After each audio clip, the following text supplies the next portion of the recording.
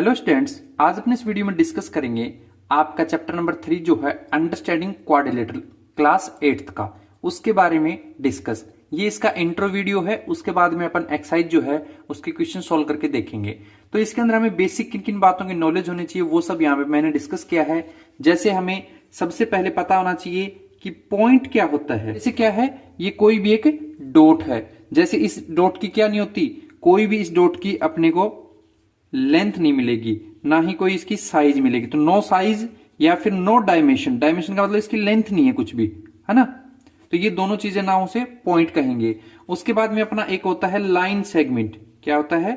Line segment. तो line segment की ये बात होती है कि मान लीजिए ये कोई आपका एक पॉइंट है और एक ये पॉइंट है।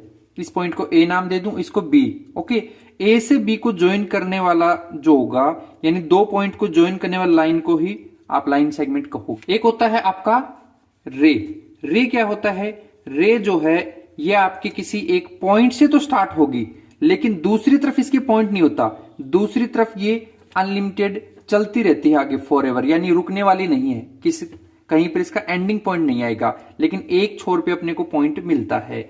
वहीं अगर बात करें अपन लाइन की, तो लाइन जो है ये रे के जैसी होती है, लेकिन ये दोनों तरफ से रे जैसी दिखेगी। यानी इसका कोई भी पॉइंट नहीं होता, ये दोनों तरफ से ही चलती रहती है। इसे कहते हैं लाइन। एक होता है आपका पॉलीगन।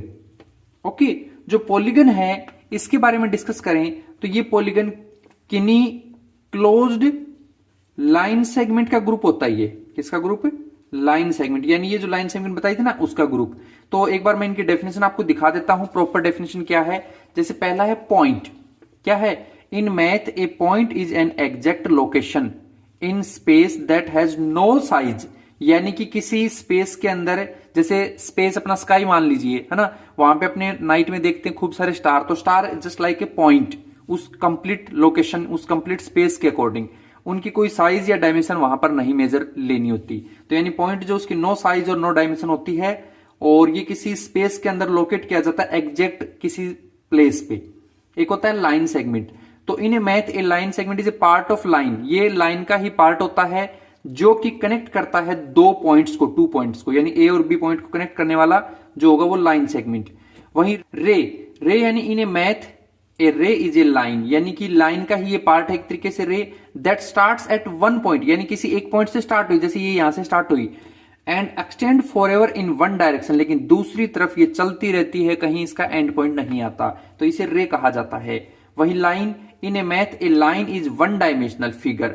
ये एक वन डायमेंशनल फिगर होता है that has length but no width, जिसकी लेंथ तो होती है लेकिन विड्थ बिल्कुल भी नहीं होती, और ये चलती रहती है एंड तक। ओके, अब आता है उसके बाद में पॉलीगन्स। पॉलीगन्स जो है आपका एक सिंगल क्लोज्ड कर्व होता है जो made up only line segment, यानी सिर्फ किससे बन होता है? लाइन सेगमेंट से, जिसे पॉलीगन कहा जाता है। जैसे यहां पर मैंने कुछ एग्जांपल्स लिए हैं जिनको आप समझ सकते हो कि जैसे देखिए, ये इधर से और इधर से किसी पॉइंट को ज्वाइन कर रहा है, यानी लाइन सेगमेंट है। इधर ये ज्वाइन कर रहा है, तो यानी ये भी लाइन सेगमेंट है, और ये भी। तो बनने को तो ये ट्राइंगल बन गया, लेकिन बना किसकी हेल्प से है? लाइन सेगमेंट की हेल्प से।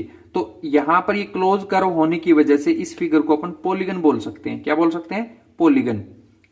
लेकिन वहीं अगर आपने ऐसे कोई सर्कल बना दिया, है ना, तो इसे आप पॉलीगन नहीं बोल सकते। क्यों नहीं बोल सकते? क्योंकि इसमें कहीं पर अपन ने ना ही तो पॉइंट का यूज लिया है और ना ही कहीं पर लाइन सेगमेंट का यूज लिया है। तो आप देख सकते हो ये ट्राइंगल है, ये पॉलीगन शेप होता है।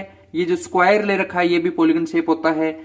नॉट ओनली पॉलीगन, लेकिन सर्कल नहीं होता। ओके, ऐसे कोई फिगर ले लें जैसे मतलब इनकम्प्लीट सा लगे, कि जैसे ये मान लीजिए ट्राइंगल है, ओके, बट इस हिस्से को आगे निकाल दे, इसको आगे निकाल दिया, तो ये भी पॉलीगन नहीं है। आप डायरेक्ट अपने एक्सरसाइज में क्वेश्चन देखोगे ना, वहां पर आपको देखने को भी मिलेंगे। तो यानी क्लासिफिकेशन ऑफ पॉलीगन की बात करें तो अपन इसको कुछ इस प्रकार से डिवाइड कर सकते हैं। ट्राइंगल होता है, यानी इसमें 3 साइड होती हैं। एक क्वाड्रिलेटरल, यानी जिसमें 4 साइड होती हैं, डिफरेंट डिफरेंट शेप्स होती हैं, वो सब आगे डिस्कस करेंगे अपन। पेंटागन होता है जिसमें 5 साइड हो, हेक्सागन जिसमें 6 साइड हो। तो ये आप देख सकते हो। इसके अलावा अगर अपन इसके टाइप्स देखें तो टाइप्स में आता है इसका कॉन्वेक्स, कॉनकेव, रेगुलर और इरेगुलर। यानी मैं आपको यहां पर हल्का सा बता दूं कि कॉन्वेक्स, कौन सा? कॉन्वेक्स, इसके अंदर हर एंगल 180 डिग्री से लेस होता है, यानी 180 डिग्री से छोटा होना चाहिए। एक होता है कॉनकेव, इसमें कम से कम 180 डिग्री से 1 एंगल मोर होना चाहिए, यानी कि 180 से ज्यादा होना चाहिए कोई भी एक एंगल, जैसे अपन देखेंगे इनके डायग्राम जो है वो। उसके बाद में होता है कि रेगुलर पॉलीगन, जिसके अंदर अपने को क्या देखने को मिलता है कि all sides and all angles are equal, ये इक्वल होना चाहिए। एक होता है इरेगुलर, जिसके अंदर ऑल साइड्स और एंगल्स इक्वल नहीं होंगे, यानी यहां पर आप देख सकते हो कॉन्वेक्स है ना, all angles are less than 180 degree, यानी सबके सब एंगल, जैसे ये मैंने डायग्राम ले रखा है एक रेक्टेंगल का, इसका ईच एंगल 90 डिग्री है लेकिन 180 से छोटा है, इट मींस इसे आप कॉन्वेक्स कह सकते हो। कैसा पॉलीगन है? कॉन्वेक्स।